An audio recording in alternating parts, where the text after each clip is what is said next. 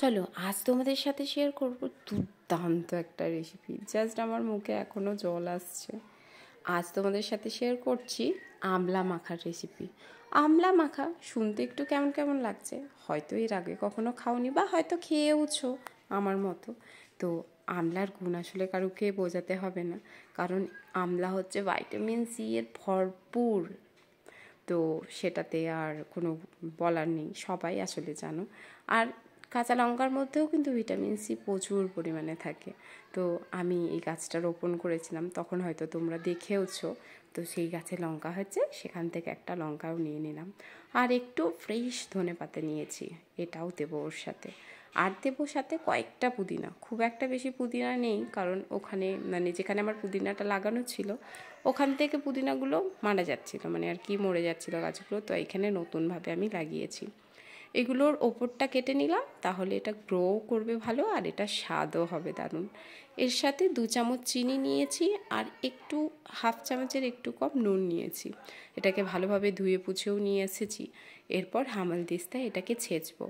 একদমই মিক্সিতে কিন্তু গ্রাইন্ড করবে না, তাহলে কিন্তু স্বাদটা কমে যাবে।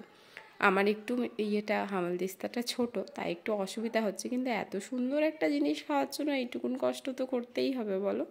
তো একটুখানি আমলাটা ছেঁচে নিয়ে ধনেপাতা পুদিনা লঙ্কাটাও ভালো করে ছেঁচে নেব। চেষ্টা করবে ভালোভাবে যেন ছেঁচা যায়। এরপর যখন ভালোভাবে ছেঁচা হয়ে যাবে, তারপর আসল জিনিস দেব।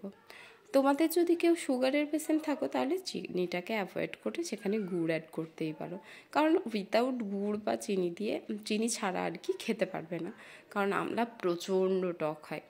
এরপর এটা আমার পেশা হয়ে গেছে ভালোভাবে, আর যেগুলো একটু বড় বড় আছে সেগুলো আরেকটু ছেঁচে নেব।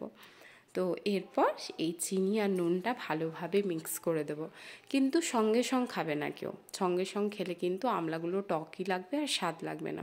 জাস্ট 10 মিনিটের জন্য রেখে দিও, তারপর খেও, দেখবে আমলাটার ভেতরেও সমস্ত টেস্ট ঢুকে গেছে আর দুর্দান্ত স্বাদ হয়ে গেছে।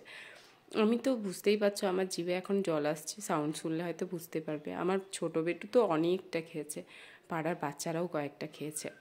কেমন লাগলো অবশ্যই জানিও। সবাই সুস্থ থেকো, ভালো থেকো।